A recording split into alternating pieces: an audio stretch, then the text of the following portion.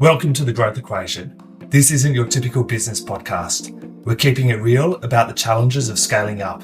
Period. I'm Tristan Wright and I've been there. I've built and scaled my own business. I've sold it. I've learned a ton along the way. Now I'm bringing you the no BS stories of founders who are in the trenches right now, navigating that messy middle. We're talking advertising, marketing, design, creative, branding, the whole 9 yards. Doesn't matter if you're a solopreneur or running a team of 100. Everyone's got a secret sauce, that thing that makes them different, better. We're going to uncover it. So grab a coffee and let's get real. Today we're talking to Leah from Brindle. Leah, welcome. Thank you, Tristan. Now, I was almost about to introduce your company as Brindle Marketing, and I'm glad I always check beforehand because you said we've actually rebranded and dropped the marketing. That's a recent thing? It's probably about 12 months in the making. And the logic behind it was obviously I started the business as a sole trader 8 years ago, and it was like much more of that marketing consultancy. And we've sort of have morphed a lot more now into that omni-channel media, performance media agency. And marketing is it's a confusing word often for clients where they don't really understand what you do. And so removing that took away some of the complexity in what we actually offer as an agency. Yeah. Allows you not to just pigeonhole yourself into one area. Yeah. And I think marketing is it creative? Is it emails? Is it versus like that omni-channel media space is much more, I guess, sort of what we do as a business. Totally. So you said you started the business as a sole trader. I did. Seems to be what 90% of business owners do in this space. I imagine you were working maybe in agency land or similar and you got over it? No, I've never worked in agency land. So I think some days I'm like, I think I was an insane person so I was a CMO. So I was a CMO of a big retail liquor brand. And I had created them a loyalty program, which I then licensed for them to when they sold parts of their business off. And they sort of needed me to execute it, but they didn't necessarily need me in that full-time CMO role anymore. And so it was the opportunity to, start an agency.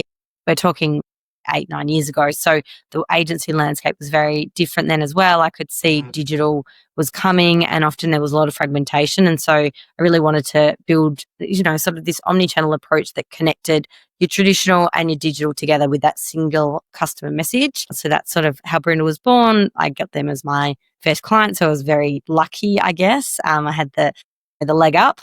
And then, we sort of just grew from there. Yeah, wow. So you went from CMO, you licensed. I'm really interested. How did you get to own the IP or license that IP when you were working underneath them? It was licensed on behalf of them. So because I had built the program and my CMO I reported directly to the board. So I was like very senior in the leadership of the organization. I sort of knew how the program worked when no one else did. And so it made sense that I did the deal, but that the license was back to them. But then they obviously needed someone that knew about it to execute it. And so the idea was that, there was a 2-year sort of contract where I would teach people internally in the business how to run the program, how the program worked, and then also delivered it it was still part of the same brand. It's just that they'd sold states of the brand off to another company, another retail liquor company, essentially. Got you. So you left, set up your own business. What was that like? I remember the first day, going to an office every day to like just sitting at the kitchen table, because obviously you bootstrap when you start. And so just thinking, oh my God, like what have I done? And I was very lucky. I had a base client and so I could, pay the mortgage, but then what do you do next? And not coming from that traditional media sales background or agency background, it was about how do you go and get new clients? Like, how do you position? Like, how do you price? So it was like a big learning curve. But I think there's nothing like a challenge, right? Yeah, that's it. And you either thrive or you sink. And It looks like you haven't sunk just yet. No, I think probably the toughest time I had. So the business, I wanted to do fun things. And so I was obviously working in liquor. I had a lot of hospitality contacts because of that. And then my background prior to that is tourism. So I had a business around events, tourism, travel, and liquor. So you can imagine The start of 2020 when COVID hit Mm. was not a very fun time at all Yeah, because you would have been in obviously trouble. I was in a lot of trouble. We lost like 95% of clients in a 6-week period because they weren't open. Hospital wasn't open, travel wasn't happening, events weren't happening. So liquor sort of stayed, and luckily they did very well over that period, particularly retail liquor. But yeah, the rest of them, they didn't really have a choice. And then, again, we had a small team by then, a couple of staff, and JobKeeper obviously sort of saved the day there. And then the staff got paid the JobKeeper, and then we did pro bono work for all of our hospital clients that couldn't afford to pay, but they still sort of they were doing takeaways and that sort of thing. And so the staff that were being paid with, JobSeeker then got put onto those clients. And so it sort of just netted itself out. And then, yeah, just the idea was then diversify. So having niche yourself really into all the fun things that are, you clearly can't, no one could have predicted the COVID era, of course, but Mm. you've got a broad range of clients across a broad range of industries. You're far safer than if you have niched yourself into specific sectors, in my experience. Yeah, because you're less likely to be impacted by economy, whatnot. So it's easy to go down a niche. The niche doesn't have to be an industry. It Yeah. could be a client, a type of personality or a business size. So Yeah. many business owners, I'll say, make the mistake of niching into an industry, whereas it could be a marketing manager of a certain type or a personality type that you niche into. Yeah, yeah. I think what we have tried to do is really go into that omni-channel space instead. So I think one of the things when you first start as well is you sort of get into this habit of just saying, yes, I can do that with everything. And so, Mm. and then obviously you just become, like a, jack of all trades and a master of none sort of piece. So instead it was like, okay, let's stick with this idea of telling this brand story, from content all the way through to performance media, driving people down, sort of a conversion funnel from a marketing perspective, but staying in that lane. So, we don't do SEO, we don't build websites, we don't do creative specifically. We've got, basic creative in-house, but if someone needs a big creative campaign, we'll work with partners on that as well. So staying in a lane has delivered a really good result for us in terms of being able to go, this is what we do, we do it well, we can do it across any industry. But if you need someone to, I don't know, like develop an email strategy for you, that might not be our niche specifically. Yeah, you can do it, but it's not your expertise Yep, at all. yep, that's right, that's right. What I'm really interested in, you came from being a CMO to running your own business. As a CMO, all the work got fed to you. So, and then all of a sudden, you had to go and find the work for your business. Yeah, I think that was honestly one of the biggest challenges, particularly as a CMO. You're not a salesperson, so it becomes a much harder play. So there's a bit of hustle. Obviously, I've always personally delivered like the best leads out of personal relationships, and so obviously, you lean on the people that you already know. About 4 years in, so after the COVID era, and we're sort of slowly back on our feet, I brought a business partner into the business who she's in the Gold Coast. We've got a Gold Coast office and a Melbourne office, and she was an ex-media salesperson, and so she sort of took over that. And I really don't enjoy the hardcore BD sales side of Mm. things. I much prefer the strategy, the execution. So then the roles sort of split a bit more. So obviously I still pitch and I still do some of the BD piece, but my main role is around the execution of strategy and working with the team there. And then she does the, client services, pitching, BD sort of side of thing, which works really well. Yeah, awesome. I do remember we jumped on our call before. I'd forgotten our initial meeting and I was like, I got really embarrassed. But now that you mentioned about the business partner in Gold Coast, I do remember our conversation. Yeah. So how do you bring in the business partner? Where are you now in terms of headcount and split amongst We're, roles? we're sitting on, like, most of the staff are in the Melbourne office. So we're sitting at like between, 8 to 10 staff. So like the idea was always to keep it as a boutique model. And again, like I said, stay in our lane. So the problem with adding extra services in is then you need the people to deliver that. And so suddenly your headcount grows and grows and grows. And I think anyone that runs an agency at the moment understands that staff is probably your most expensive cost. And if they're not working at, say, 80%, 75%, they suddenly become wildly unprofitable. And one of the biggest challenges with service businesses at the moment is the cost of staff. We have always really said we would never offshore. So we always have our teams in Australia. So we don't have any offshore staff, which obviously can be quite cost effective as well. But we like the idea of our clients being able to talk directly to the people that are delivering their performance campaigns and they're delivering their campaigns. So it's not sort of lost in translation. They're getting the information from people that are directly working on the accounts. And we also run at a model where, we don't have a million clients with one staff member either. So we're more across multiple touch points. So they might be running Meta, TikTok, Google, YouTube, like LinkedIn for a client. So they've got a lot of workload on one client rather than, having 17 clients on just Meta ads. Yeah, interesting. So you've almost got I'm not going to call them jack of all trades, but you've got someone that is an expert in multiple areas working on a client account as opposed to the Meta expert and the Google expert.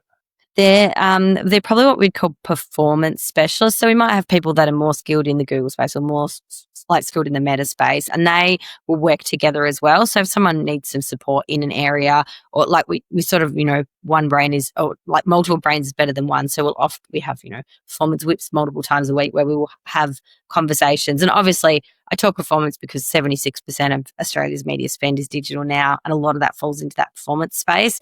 But the best part about having one person working across our campaign or our client is that the budget that you might get a 50 grand a month, 60 grand a month budget, which then, especially when you're looking at performance where you're delivering leads, you're delivering sales, you can then look at each channel and you can optimize that budget based on what's delivering the best result. So you're not giving one person a budget and then another person a budget. You're giving a budget to someone who is an expert at the platforms, and then they are monitoring all of those and they can adjust that so we can deliver the best ROI outcome for the client at the end of the day, versus someone being like, no, well, I've got my 20 grand, I'm going to do this with that. I've got my 10 grand. It's like, okay, well, this is the pool of money. Where are we going to move that money to get the absolute best outcome in terms of ROI for the client? Yeah, awesome. So, and that's a way to do it, because it could be Meta, it could be Google, it could be TV, whatever.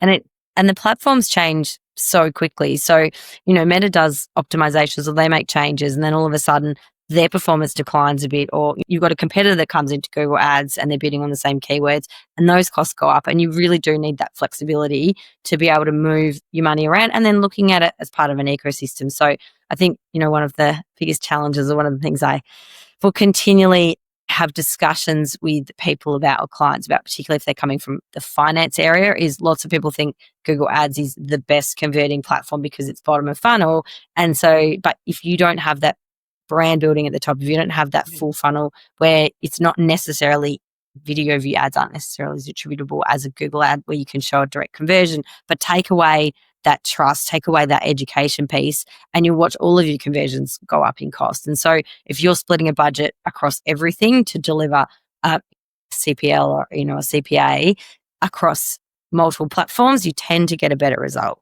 Yeah, totally. Yeah. And that's a big part. The top of the funnel, middle of the funnel, bottom of the funnel. If you're having an uneducated client come in and they try and lead the conversation, say, let's just focus on bottom of the funnel. And I'm sure you've had clients try to do that, but it's a surefire way to churn through them. It's understand where the client is coming from, because they then have to go and report back to people who don't understand. We assume, I've got a master's in marketing.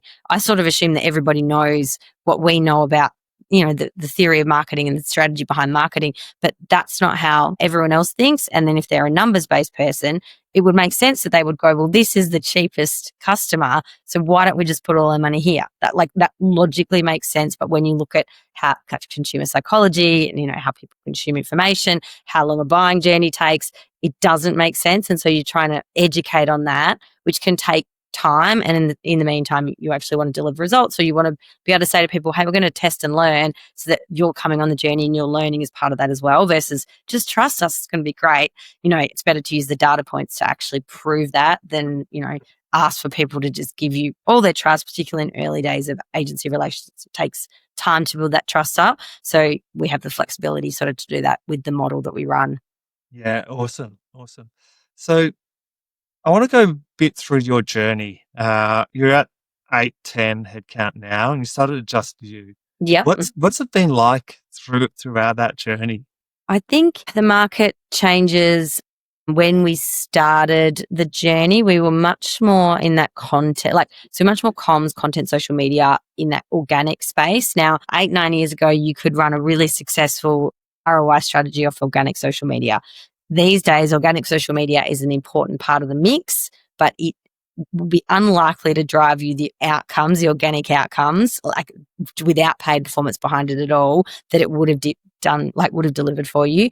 And so over time, that has sort of shifted so that, people are putting less money into their organic play. Also, the old days where you could do a photo shoot, you get some pretty photos, you put them up on Instagram, you were sort of done. Now you've got UGC, you've got content creators. So we've even morphed that into, we do a lot of work with not even the influencer space, but, content creators because it's all video led now as well. Video is more expensive to produce. And so if you think about the evolution of marketing and how people are consuming, and I talk about social because it is such a massive part of what all agencies do fundamentally, because it's such a massive part of what consumers are consuming or where they're consuming their media from. At the same time, I've been buying traditional media for 20 years and, part of my CMO roles like bought direct. And so that has come off completely as well. So, at the start of this journey, we was buying millions of dollars of, radio, TV, out of home. That is now sort of the top up part.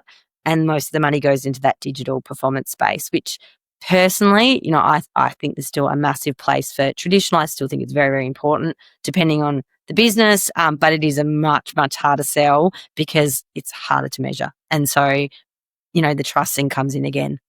See, with traditional, like you've now got digital TV where you can be a lot more targeted with your advertising, and I'm seeing that as an underutilized platform.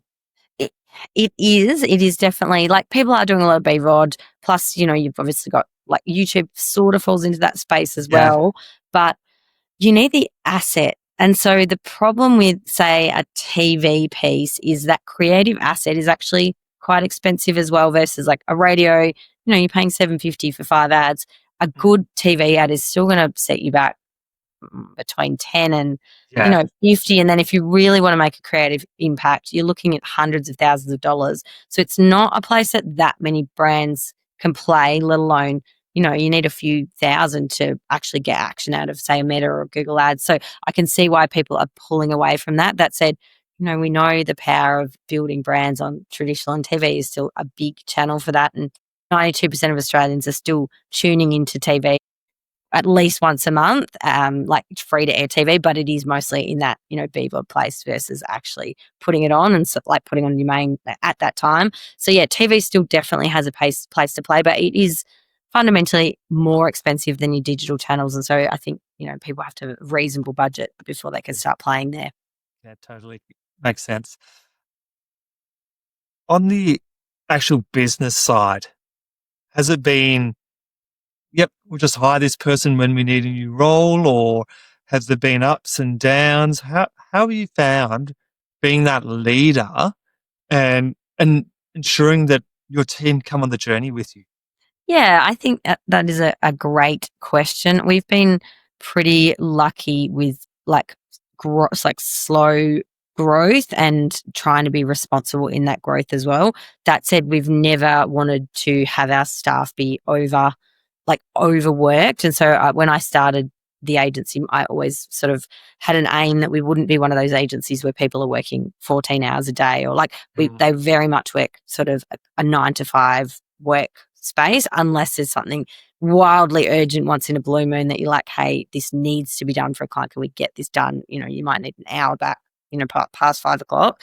But yeah, so we generally have hired based on, client capacity. And then obviously it's that tricky thing of, you need enough work coming in to pay for that person. And then obviously you don't want to hire someone and then lose someone and then get rid of that person as well. So we've tried to make sure that the roles that we've hired are strategic and they are sustainable in terms of that growth strategy, which is why we've sort of remained boutique rather than being like we're just going to scale up and hire heaps of people and then just get rid of some of them as well. Generally, we're pretty lucky. We've got like reasonable longevity in the business. So, a couple of years, probably tenure, which is nice. I think our longest employee was like 5 years, which is, amazing at the end of the day in this, I think, like in this working environment for someone to stay 5 years in a business, particularly when you're in a boutique agency. There's not like this career trajectory necessarily like there might be in like a corporate environment or in No. some of the bigger channels as well.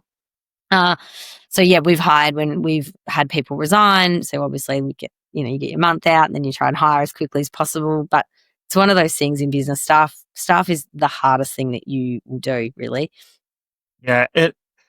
If you get 3 years, like you've got to plan around 3 years, unless you've got a form of incentive program where they can continue growing Yeah. with the business. Yeah. Yeah.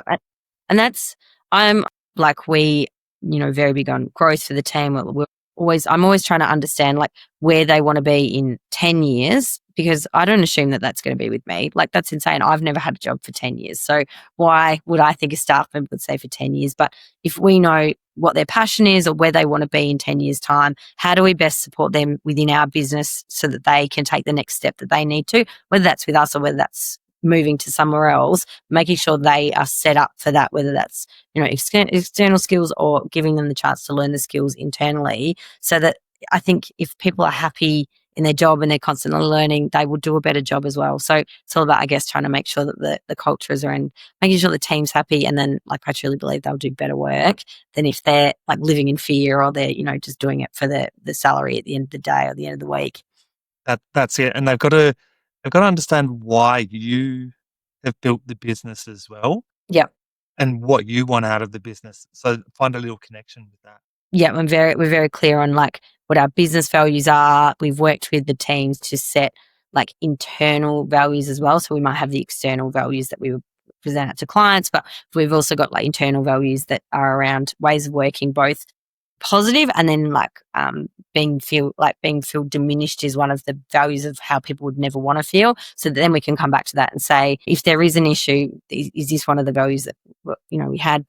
Like, I'm really lucky. I'm really happy to say that the culture internally, everyone gets along incredibly well. Everyone, they're great friends with each other, which is really nice. And then being boutique, we're in the commons. So we're an office in a co-work, which means they have all the social side of things. There's hundreds of people in there. So they're friends with, other people in the commons area as well. So they've got that social network outside of just like our business, which I think is really important for people to have, a broad social network when they come to work, because it makes the day more fun as well. Yeah. How do you navigate the work from home, work in the office scenario? I don't think like it's flexible. So we have set days in the office, so everyone's together to collaborate, communicate, which I think people definitely, it's easy to have a conversation when someone's sitting directly across from you or just around the corner about a client or, a problem. But in this modern day, I think you would struggle to get people back into the office 5 days a week. And, obviously it saves on commute time. So I think we're a 3 in the office, 2 days at home hybrid. People get to pick the 2 days they're at home, the Tuesday, Thursday mandatory, the other 3 days, 2 of them they can work from home. Every Monday people say when, and we go from there. And it's worked pretty well since COVID, I guess, where particularly being Victorian based and then we moved to Gold Coast, we all had to get used to working from home for nearly 2 years. So people sort of proved that they can work from home, they do work from home. And so that fear around people not doing their job sort of was taken away, particularly in the Victorian market. And so, take that as an example and trust people that they're going to do what they're supposed to. Yeah. If they've got good leaders and you've got good systems set up in place, you should be able to work from home. But you need that creative component where you're actually able to work together. Yeah, I think I would hate to be fully remote. Like, I don't know how that would work for businesses. And I just don't think in this current market, if you try to make people be in the office every day, you would struggle massively to hire employees as well, particularly in this agency landscape where, flexibility, everything's digital. Like all the platforms you're using are digital. Everything's in the cloud, so you don't need to be in an office. Like, and even with customer meetings, weirdly, like you could go and see customers in the old days. You'd always be driving, you drive to see a customer. Now, most people would prefer to do a Zoom conversation because it saves everyone's time, right? Yeah. Yeah. So much more efficient. Yeah, absolutely. AI, AI, yes, our favorite topic. our favorite topic. What's happening for you guys? How are you using it? I mean, I think if you're not using AI every day in your role in any sort of corporate environment, you're probably missing a trick. I think of AI like when social media first came out and everyone was, we're talking 20 years ago, people were terrified of it. I was like, you could just see that it wasn't going away. And so get on board and learn as the program, like platforms evolve. I think AI is part of that as well. In terms of, what we do with it, I think for me, because we do comms and like writing, using it to write our comms is a big no-no for us. But using it to help, ideate, using it to help like brainstorm, I think is a really smart way to use it. In terms of some of the other functionality, we're testing like things like meeting notes and, optimization of emails and that sort of thing. But like I think the thing with AI at the moment, it's still an evolving platform. So I don't think you can trust it completely. You still have to do your own sense checks on it as well. So it's use the resource, make sure like use it to save time to make yourself more efficient. But if you are ever questioning, double check. Don't just send something out thinking that it's right, because I think there's plenty of use cases where it is definitely incorrect in its information. Yes, you have to fact check everything. You can prompt it. It's at the end of the day, it's a tool for Yes. you, and it still doesn't understand context because we haven't given. It's only got a context window, so it doesn't understand the greater world at the end of the day. So we need to fact check everything. And I had a really funny stat at the back end of last year where it also learns from us. And so it learned sort of in December that I guess we were all checking out a bit. And so we were being like, as in just generally as a population, we were being lazier. So it became lazier with its responses as well. And so because it was like, you're not reading this anyway, or you're not using this properly anyway, so I'm going to give you less information, or I'm going to be less careful. So it's going to learn from what we do as well. So I think if I ever use AI for anything, I'll always get it. If I get it to do something, I'll then ask, have you fact checked this? And it'll be like, no. Be like, okay, do you want me to? Yes, I would like that. That would be amazing. And so then, so you can make it do the work some of the time on fact checking as well. But then, I guess there's a level of your own, cognizance where you can go, this doesn't look right. I should go back and check that. I think one of the things I'm pretty passionate about it not doing, it gets thrown around a lot in agency land, that it's a great tool for reporting. So dumping the data in and then it does the reporting on that. In our business, I think that reporting using those insights, that's so critical in terms of improving campaign performance moving forward. So I'm like, do your own analysis and data and reporting, because at the end of the day, how will you learn if it's just spitting out the information to you? You haven't to think about it. So, and it might not be right either. So because there's a level of, your own skill, the platform's better. So yeah, we at this stage don't use it for any reporting, because I think that's just such a big part of our job that's so important that we have to understand what has happened and how we can improve. I think doing side by side to get it to support you could work. But at the end of the day, you're the one that understands the nuance of the client, the campaign, all of that sort of stuff. So it should only be there to support you, not there to take on that role. And then there's, I guess, when you're talking performance, and there's all the inbuilt AI in all the platforms. And obviously Meta's saying, oh, AI is going to do absolutely everything, right? Everything, and from the copy to the creative to the setup. So you just, put your money in and off you go. Now, like cynically, Meta is obviously a platform that's designed to make money. They want to make as much money as they can. And so we will normally often test like an AI, one of the like PMAX or AI campaign against a setup campaign. To this day, the campaigns that we run tend to run far, far better than the Meta or the Google campaigns run by their AI. But we will, like, you'll continue to test because that might change and you want to give the client the best possible outcome. But yeah, like jury's out on those inbuilt platform AI tools at the moment. Interesting. A couple of other people or one other person I'm thinking of has had the inverse experience. So Mm. maybe that they're just not as skilled as you and your team at creating the campaigns. It also, I think, depends on the client. So if you've got, I don't know, like a e-commerce brand that's selling men's t-shirts, it probably works really well because there's enough other data in there. If you're in more niche B2B, or you're trying to deal with like really complex audiences and it's just hoping for the best, I think that's probably where the problems arise. And then the creative executions like are not on brand. And when you're dealing with brand managers who are obviously for good reason protective of their brand, and the creative is like, we'll put this random color in the background, and they're like, Mm. what is this? And you're like, oh God, Meadows gone rogue. Like, and sometimes it'll turn itself on just in campaign time. So Really? sometimes the creative AI optimizations will just get switched on themselves. And so you have to just be really careful around that as well. Yeah. Wow. That's scary that it's doing that. Yeah. Yeah. Yeah. What are you seeing for the industry over the next 5 years? What's your prediction? In terms of the marketing media industry. Yes. Yeah. Uh, Look, I think we've had a pretty tough couple of years. Like we came out of COVID and the economy's tough. So when the economy's tough and people don't have money, the first budgets to get cut are your marketing budgets and your media budgets. And so, I think we write a trend report every year, and the trend for 2024, one of the trends that I predicted was do more with less, which, so far has come true in terms of there's less budgets. There's, in the marketing world, there's been a lot of redundancy. So there's the teams are less resourced as well.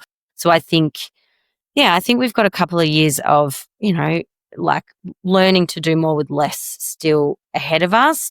And that's, I guess, about being smarter with your money, smarter with the resourcing and just being able to deliver the best ROI. So we're all about results. We don't want to impressions, those vanity metrics, impressions and reach, they really don't deliver outcomes for clients. If you want to have an agency, it has to be about what was the ROI in this? What results did you deliver? Or you won't survive.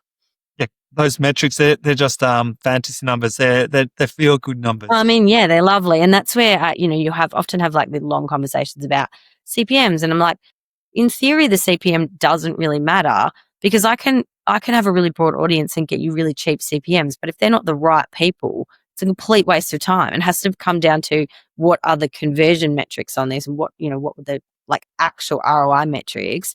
And then we won't worry about the CPM because what we want is the cheapest cost per sale, cost per lead, cost per acquisition. That's it. We were to go back 5 years. If you were to take yourself back 5 years, Mm. what piece of advice would you give yourself as a business owner to help make your life easier? I think particularly because I didn't come from agency world to start with, I think going back 5 years, like having better systems and processes in terms of like all of the tools that you can use, you'd be like, get on those quicker. Like I know a lot of people, like we obviously have all the systems now, but back then you're running spreadsheets and you're trying to do things because you don't know a better way. So, and AI is a great example of that, of like, we could just pretend it's not happening, but it definitely is. And so let's lean into that as hard as we can to work out, where we can get the best efficiencies from that as a business without compromising our results or, our integrity and things. Probably, obviously, COVID taught me some lessons about diversification. And so, you can't always do all the fun jobs. And then, trying to be all things to all people isn't effective either. It's really about understanding what you're trying to do, who your target market is, same for any marketing really, and then really leaning into that as well. Yeah. So totally makes sense. So you have gone back, done that. What would your business look like today if you had done that?